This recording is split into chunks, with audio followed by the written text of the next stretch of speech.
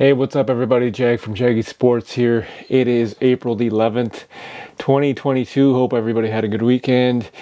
And yeah, let's get right into it. Tonight is the deadline for analysts to send in their votes on who's going to be the MVP for the NBA regular season 2021 to 2022.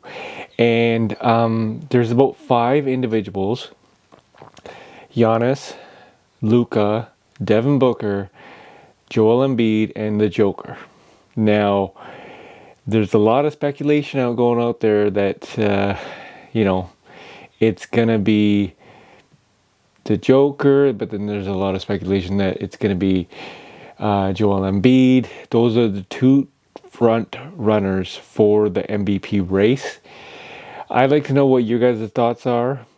Because I'm pretty sure it will be announced tomorrow or the next day or so. I'm not 100% sure.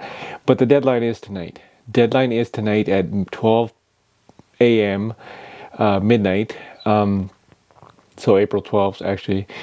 But no, that's 9 p.m. Pacific, April 11th.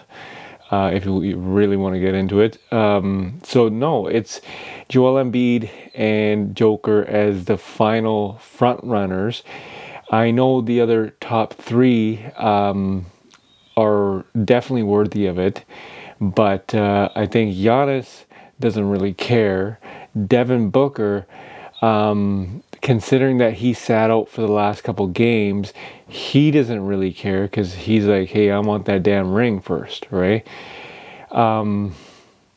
And Luka, he played phenomenal, awesome. But I really think it's between Joker and Joel Embiid. Honestly, I'm gonna stick with Joel Embiid. That's my pick. That's just my opinion. Let me know what you guys think.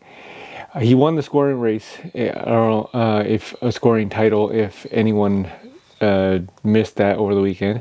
He won the scoring title, but I believe that he'd be the first player since Shaq, I think in '99, to go for the scoring and the MVP. Watch this clip. Tell me what you think. Watch KP agree with me and Stephen A on the fence. If you didn't know, the big men are back. Joel Embiid clinched the NBA scoring title yesterday, even though he didn't play. Embiid averaged 30.6 points this season and is the first center to win the title since Shaquille O'Neal in '99-2000. Embiid edged out Giannis Antetokounmpo. He had 29.9, who also didn't play in the Bucks finale. Big Perk back with us, but Stephen A., I'll start with you. Is Joel Embiid the MVP? Kendrick Perkins is going to kill me over this. Oh, boy. I have a vote, Kendrick Perkins. I voted on everything but the MVP. I still ain't turned in my vote yet. I can't make up my mind. I got until damn near midnight tonight. I still haven't turned in my vote. I'm that perplexed over this. Kendrick Perkins, I don't blame anybody who picks any of these four. Embiid, Jokic, Giannis, and Booker. Obviously, Luka is up in there as well. But I think about Giannis, most dominant force in the game. When you look at Embiid, most talented, when you consider what he can do on both ends of the floor and how phenomenal he has been.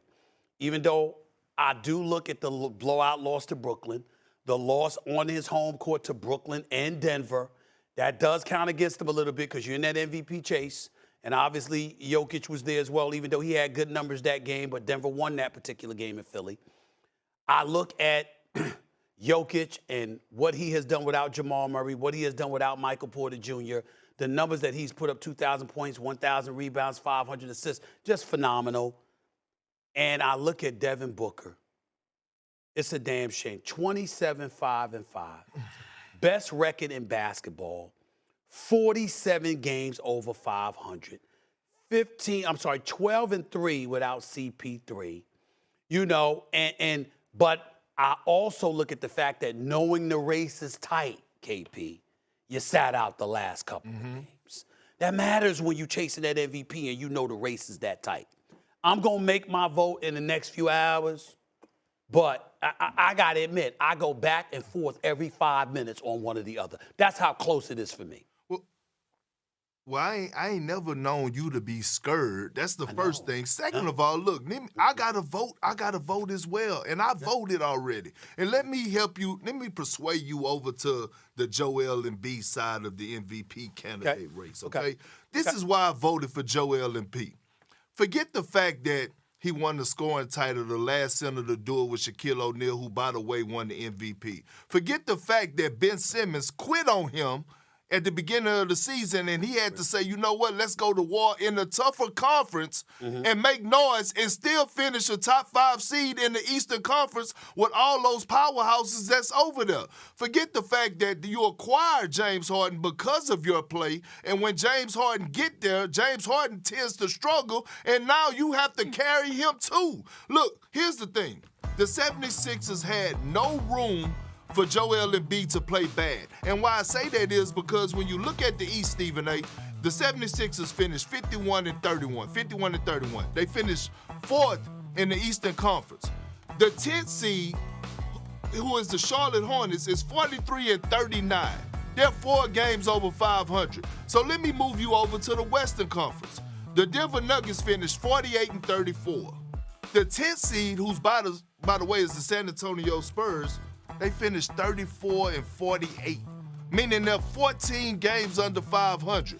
Meaning Jokic and the Nuggets had some wiggle room because they're in the weaker conference. I'm not knocking Jokic, but all I'm saying is what Joel Embiid had to do in the East and overcome his superstar caliber counterpart and Ben Simmons quitting on him and having to go to war with him without him with the guys he had to lead. All of that I thought about. And now James Harden get there and he's struggling. Well, I want you to continue to struggle and don't lose track and start getting scared on me, bro. Like, I ain't never known you to be scared.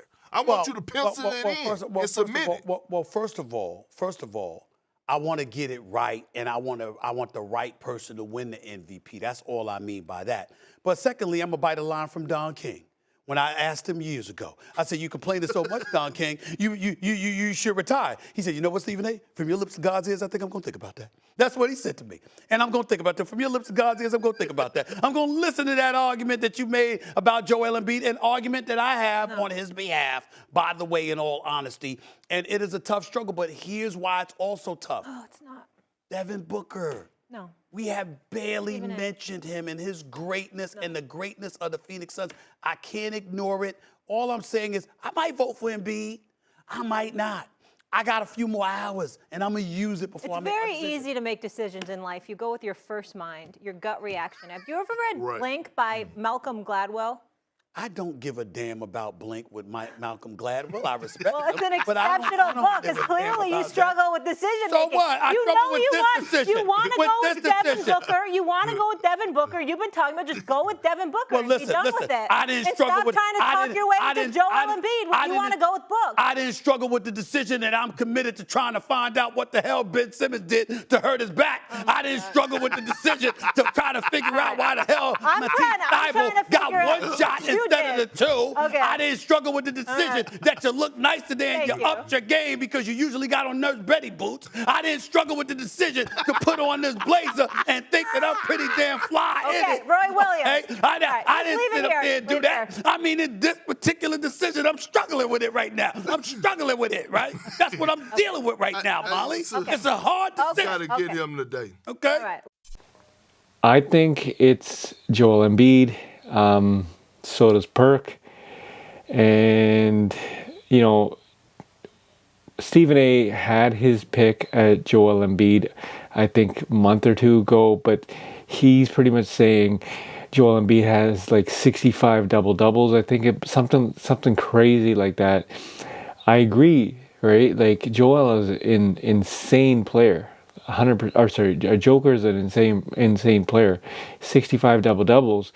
But you gotta take into consideration what Joel went through this entire season with no Ben Simmons, all the drama, bringing James Harden on board.